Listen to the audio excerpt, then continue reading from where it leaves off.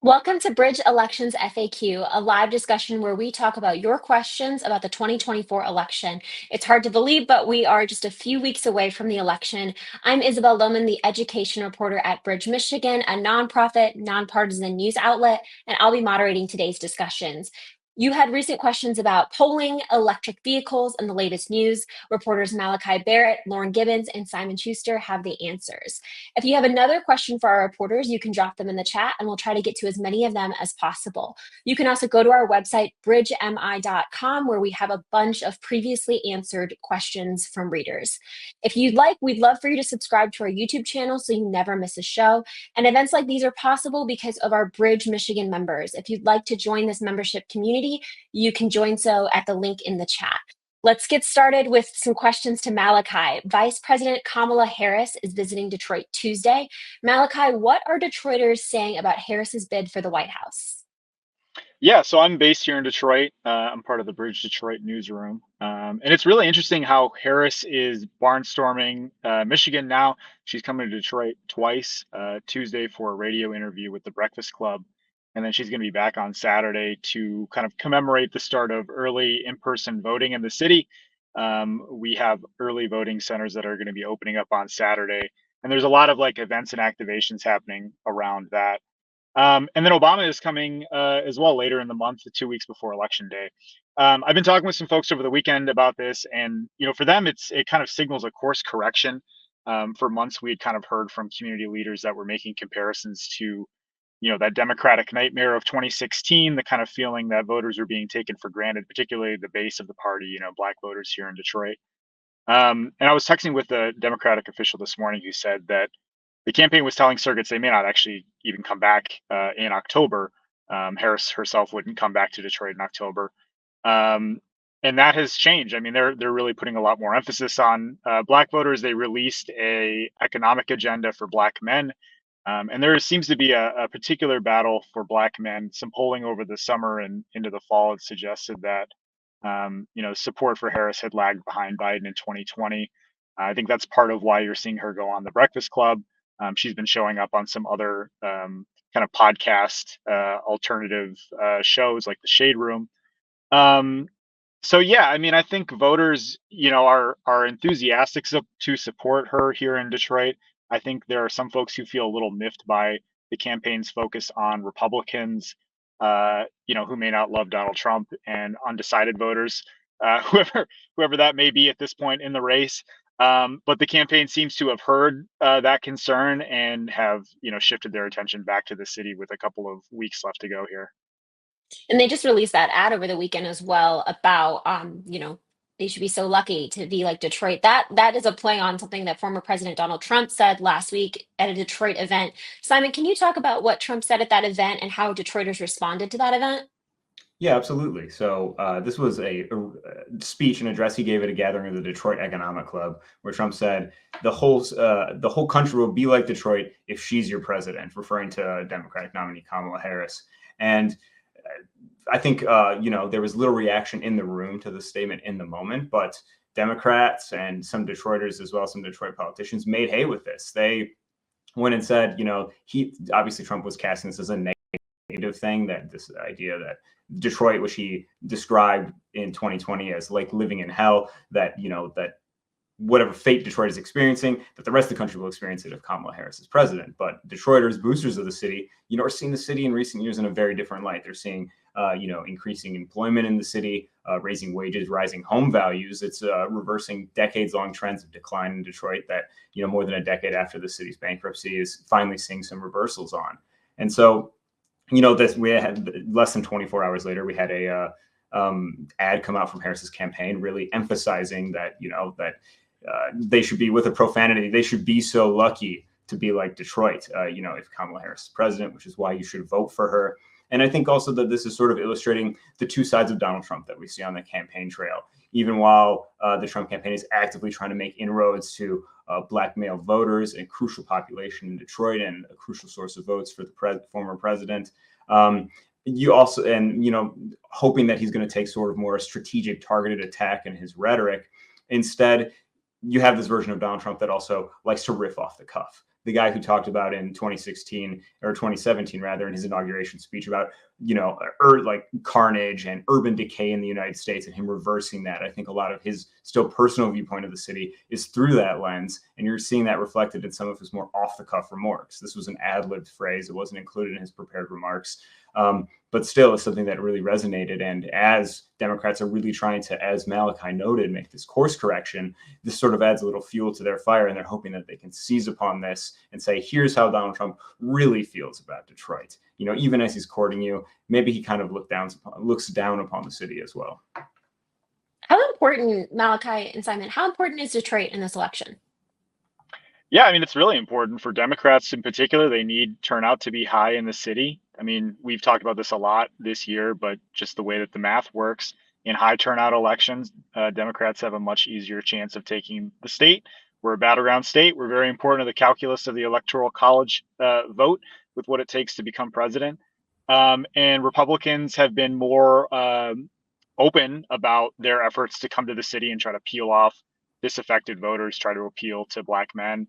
JD Vance was in Eastern Market last week speaking to, I should note, a mostly white audience, some folks even who had never really been to Eastern Market before.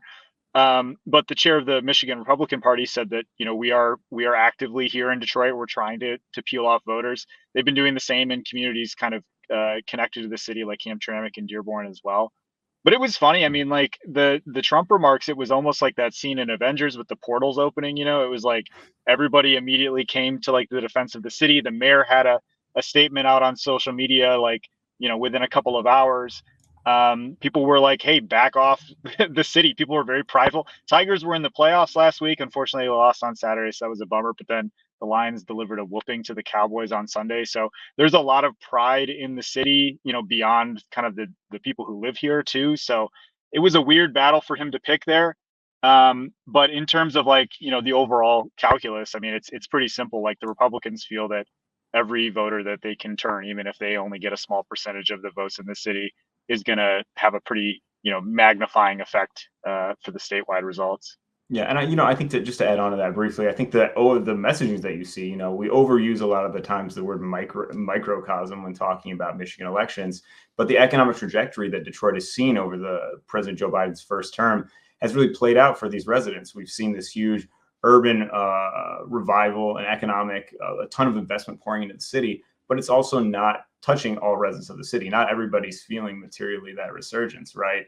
And so when you hear narratives that are competing between Trump and Harris's campaign about the economy, how folks are doing, are you better off than you were 4 years ago? I think that that's also playing out in Detroit. And as they contest for these Detroit voters, you're going to see sort of these two depictions of the economy and how people's financial fortunes are doing at play a lot too. And people in the city are quick to point out the challenges and the things that still need to happen here. I mean, it's not like we're ignorant to the high level of crime and some of the other things that folks were kind of pointing out on social media, as a backlash to Democrats saying, well, everyone should be more like Detroit. Detroit's great. A lot of folks were also saying, well, you guys have a lot of problems as a city that still need to be overcome. And that's true. I mean, you go across the city, you talk to Democrats, you talk to Republicans in the city, people are aware that there are challenges here. But in terms of like the image of the city, it's like I think that's why you saw such a quick kind of reaction to this. I mean, people are defensive of Detroit, especially on the national stage. New York Times came to the city over the weekend, did a kind of a tour with Mayor Duggan in a story that ran, I think, on Sunday. That was kind of like a counter narrative to all of the. It was basically kind of walking through all of the things that have happened. NFL draft, the Michigan Central station coming back, all that economic progress with property values. So it's a nuanced conversation. I think it's a lot more than just Detroit good, Detroit bad. For sure. For sure. So I want to pivot to the Senate race for just a few moments because it's another important topic and one that we expect to be tight, but we are continuing to get more reader questions and we'll continue to get to those. So Lauren, you've been following the Mike Rogers, Alyssa Slotkin race for several months at this point. They had a debate last week. They have another debate tonight. We had a reader who wanted to know a little bit more about the Gotion battery plant.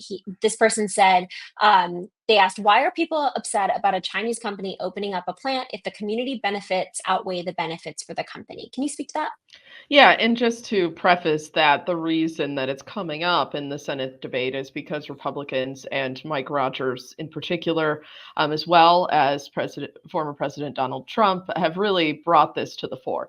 And one of the reasons that this has come up is because of national security concerns, concerns that giving money and access to Michigan to a Chinese affiliated company could spell bad news for national security if there are any any connections to the Chinese Communist Party. That's been a major factor in a lot of these conversations. But underlying all of that, it goes back to an argument about whether corporate incentives are the right approach, whether giving money and tax breaks to large companies in exchange for jobs, and whether they're good paying jobs or not. That strategy is something that has given pause to both Republicans and more Democratic leaning folks as well. So that's another aspect of this, just whether providing that incentive to lure companies here when that money could be going somewhere else is another aspect of that conversation. But on the other hand, there is a lot of support, especially among the economic development community, to give these incentives to large businesses. And the argument for EVs in particular is that the market is moving that way, and Michigan could be at the forefront of the technology. Thank you for that. We also had a reader question about Mike Rogers' residency. We've gotten a lot of questions about this. This person is asking if he was registered to vote in Florida and if it's legal to be registered to vote in 2 states. It is not legal to vote in 2 states. And to clarify that, Mike Rogers is no longer registered in Florida. The reason some of these residency questions have begun coming up again is there was recently some reporting done about where Mike Rogers is living. He switched his address to a new build in White Lake Township that the Free Press reported not last weekend, but the weekend prior, that that house did not actually have a certificate of occupancy when he voted in the August primary, presumably for himself in the Senate GOP primary. And that is it raises some legal questions, certainly. The Rogers campaign says that he has been living with relatives in the same township. So he argues that he is within legal boundaries. Whether that is challenged remains to be seen. But he says that he will apparently be able to move in as soon as the sewer line is completed and connected to the township. So that's the update now. He no longer lives in Florida, but there have been continued questions about where exactly he's living. Thank you. And we had a follow-up question from a reader talking about NDAs and Slotkin. Can you just tell us, one, what is an NDA and how is that a play in this race as well? Yeah, absolutely. That's another question that's come up, and that actually came up as a point of contention during last week's debate. We'll see them debate again later tonight, actually, so we'll see if it comes up again. But an NDA is essentially a non-disclosure agreement, and it came up because there were some non-disclosure agreements that were signed related to the Gotion project in particular. Now, Slotkin did sign an NDA for a different project that was being considered in Michigan. As she has maintained that she did not sign an NDA that was specifically related to Gotion, and the NDAs that we've reviewed do appear to confirm that. Apparently, one of her staffers did sign an NDA related to that project to get more information, according to the Slotkin campaign. But essentially, the concern that the Rogers campaign is bringing up is that public officials should not be signing non-disclosure agreements and agreeing to not discuss any aspects of a project that could have great import to Michigan. So that's why it's coming up. In terms of the attack specifically, that there was an NDA related to Gotion. She did sign an NDA. It does not appear to be related to the Gotion project specifically. Thank you for that. And Lauren's going to be covering the debate as well tonight. So you should be sure to check back at bridgemi.com for the latest on the Senate race. We've gotten several reader questions in the last few days about polling. One person wanted to know the latest polling on the presidential, the Senate, as well as all the tight races. So Simon, could you start by talking about the presidential polling? Lauren, then can you talk about the Senate? And then I want to leave it open to all of you to talk about any other key races we're seeing. Yeah, happy to. So when you look at the latest polling numbers for the presidential race here in Michigan, the race is tightening. Right now, major polling averages have these candidates essentially neck and neck. 538's polling average, for example, has Harris 0.8 percentage points above Trump's 47%, which means that, there's also going to be some third-party candidate play here. And when you listen to the campaign's talk at this stage in the campaign, we're approaching 2 weeks now that absentee ballots have been available to voters. And so what you're hearing campaigns talk about right now is ceilings. The idea not necessarily that there's persuadable voters that you can bring from one camp to the other, but that they have a ceiling of support, a number of people that they're going to be able to drive to the polls to vote for them. Harris candidates, even as recent polls are showing that Trump is up maybe 1 or 2 percentage points, they're talking about Harris, her campaign officials saying that and arguing that she has a higher ceiling than Trump does in terms of support. And so for Democrats, they're really interested in driving these voters out to the polls. And the same thing for supporters of former President Donald Trump. They're really interested in getting these voters out and bringing them towards voting on election day, since they're not embracing mail-in or in-person early voting to the same extent that Democrats are. I know that we had a reader question about support for Donald Trump's primary opponent, Nikki Haley, and what those voters are going to do. And we saw recent polling that said, about 35% of them are going to be convinced to vote for Kamala Harris in the November election. And that sort of speaks to the political realignments that's going on in both of these campaigns. Democrats over the past 8 years have consolidated support among voters with college degrees. And so that means that they're roping in people who might be considered, conservative-leaning moderates or even traditional Republicans. They're counting on some of these votes to come in. But at the same time, Donald Trump and his campaign are making really big gestures to non-white voters, effectively. People in the Latino community, Black voters in areas like Detroit and Flint, and capitalizing on some of their gains with the working class that the Democratic Party has frankly ceded over nearly the past decade or so. And so as they're sort of each making inroads on each other's camps as we move into the final leg of the election. And it's going to be interesting to see how those coalitions change as we head towards election day. Thanks for that, Simon. Lauren, any insights on the Senate race? Yeah, it continues to be a very close race, similar to the presidential election. A lot of polls that we've seen show Slotkin with a very slight lead within the margin of error, although there was a recent poll that put them both at 48-48 in a statistical tie. So it's definitely down to the wire. A lot of it could depend, obviously, what happens at the top of the ticket, but it's coming down to, the similar constituencies in terms of who is being focused on, what that means for the ultimate election results. Certainly, Slotkin has been working to appeal to the suburban women that have really catapulted her through some of these close congressional races that she's done in the past.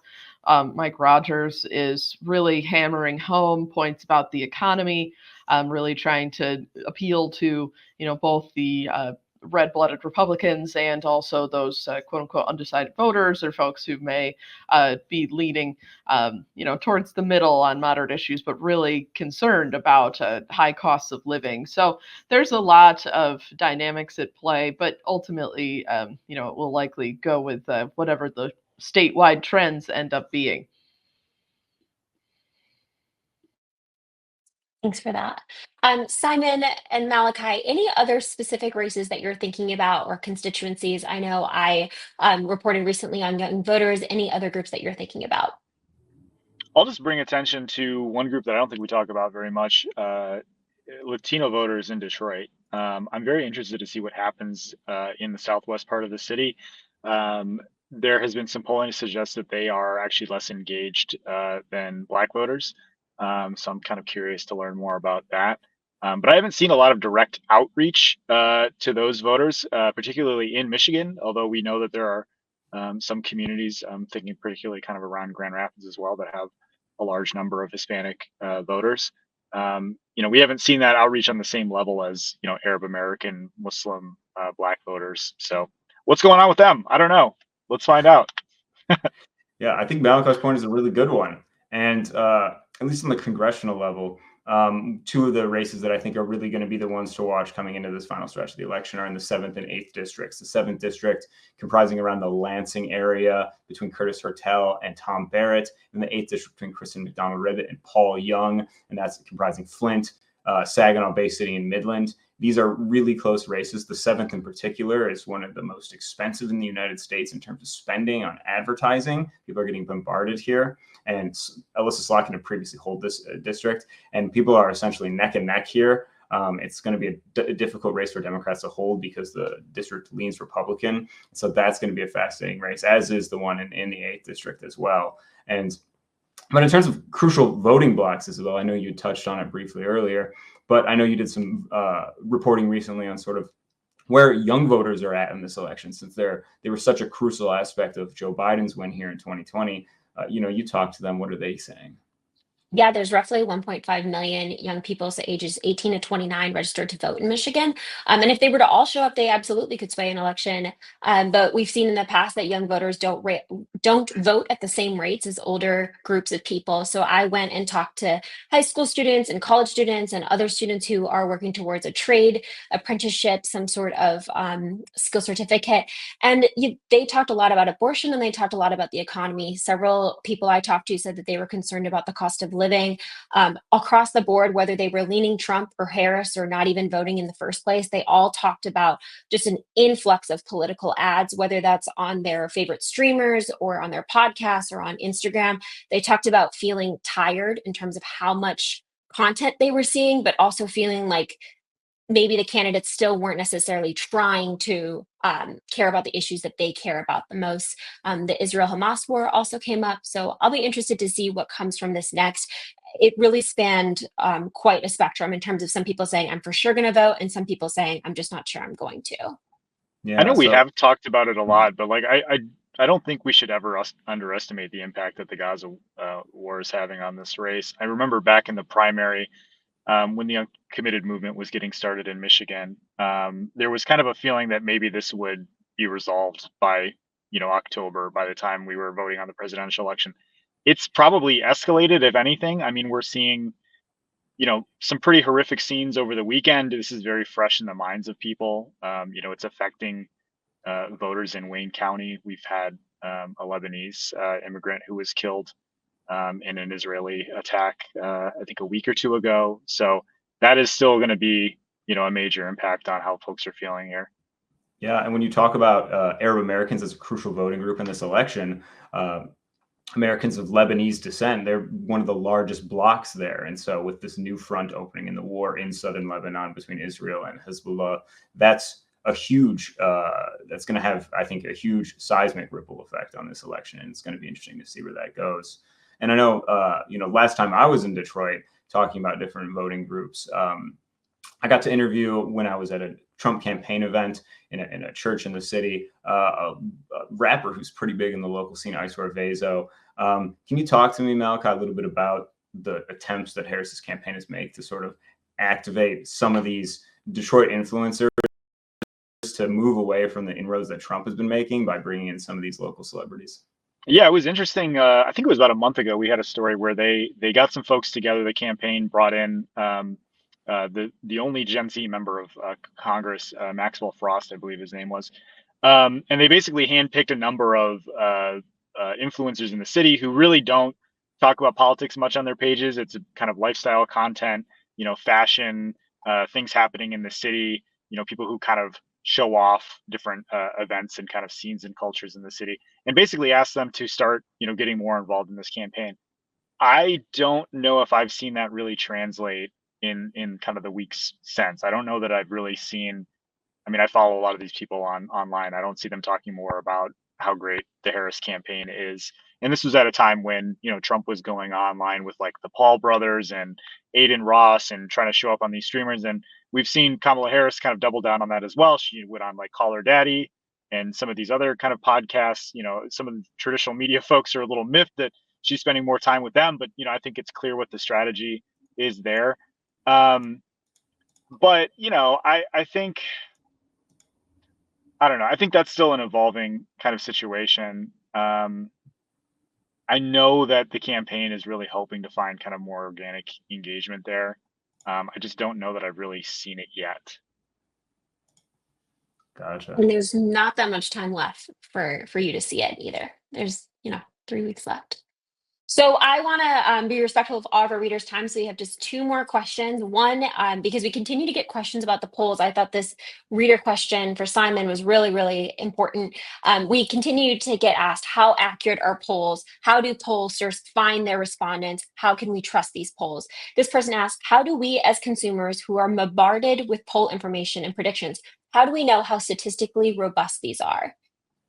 It's a great question. And I mean, polling survey methodology is notoriously a fickle and kind of arcane science. There's a lot that goes into how they decide which voters are selected for these polls, how many times they should call them back, the sort of questions they should ask. And then also for groups, let's say minority groups, which are less likely to pick up the phone on the first call, they are going to try to oversample those groups to try to create a representative sample. But these pollsters, they generally purchase lists of respondees where they can get as much information on them as possible, try to statistically model their partisan affiliation or get them to say what their partisan affiliation is before they ask all these different questions.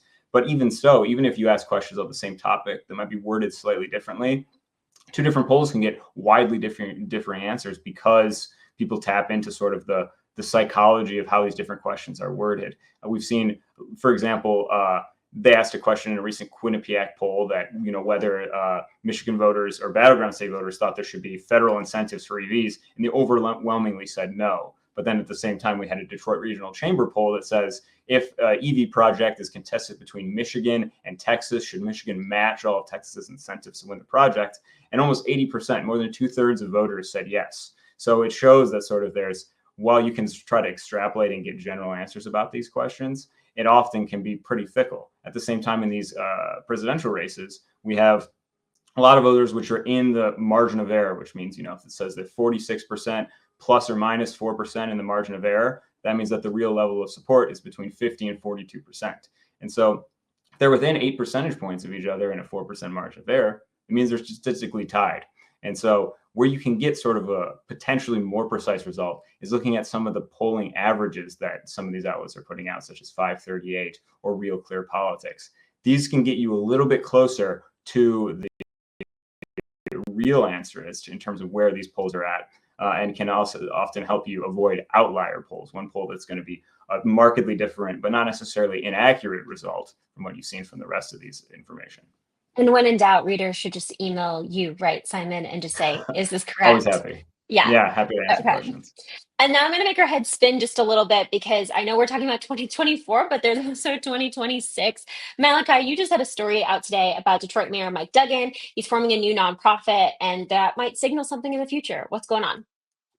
Yeah, so we have, suspected for, I don't know, at least the last year that he was going to be running for governor. You talk to a lot of Democratic operatives, and they're like, yeah, this is kind of the worst kept secret in Detroit that he's going to run for governor in 2026. His term as mayor ends in 2025. And, officially, he has said that he won't be making any announcements about his future until after the presidential election is up.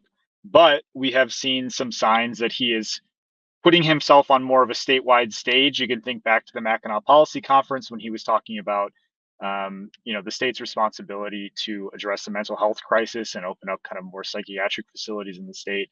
You can think of how he's really promoted the city around NFL draft. Some of the things we were talking about earlier with like property values resurging. He's kind of been telling the story of like 10 years after I came in, here's what we have to show for it. I've kind of, really, I don't want to say mission accomplished, but he's really has a lot to show for the work that he's done to kind of put the city back on track, and has been going around promoting that quite a bit. So what was interesting, we found that a political nonprofit was formed last year and has been kind of quietly seeding positive messages about Duggan's achievements and his policy ideas through a handful of social media pages and a website, and possibly raising money as well. This is a social welfare 501c4, which Simon can probably speak more to, but they can raise money quietly for political causes. They're not allowed to endorse specific candidates, but loopholes basically in election law make it pretty easy for them to actually support candidates. So we reached out to a number of kind of political observers and folks who deal with campaign finance, and they said that this group kind of suggests that Duggan is, being considered as a likely candidate, and is starting to kind of put more messages statewide about the good things that he's done in Detroit, and how he's kind of like, ready for the next chapter, ready to kind of move on, ready to kind of elevate himself for the next political challenge, and that might be fixing Michigan. So we'll see what happens. He's going to make it, more of an announcement in about a month or so, but more signs pointing toward a potential run for governor. Thank you for that. And super, super quick, Simon and Lauren, any other politicians already on your watch who might be positioning themselves to run for governor in 2 years? Yeah, absolutely. The Democratic bench is pretty deep in terms of people who are considering names that have been circulated quite a bit, include Jocelyn Benson, Garland Gilchrist. There's a lot of people who are at least thinking about it. It's a good opportunity, and there are a lot of people. The bench is pretty big of people who could at least make a reasonable run for this office. You're also seeing on the Republican side a couple of former candidates, such as Kevin Rinke, Tudor Dixon, looking at getting back in the race for 2026. In terms of other names that have been bandied about, I think John James has been talked about as a possible Republican candidate, but it's still early days. So I think let's get through 2024. 2025, we'll start hearing from a lot more people. Yeah, I did say I'd make your head spin at that end part. So thank you for that.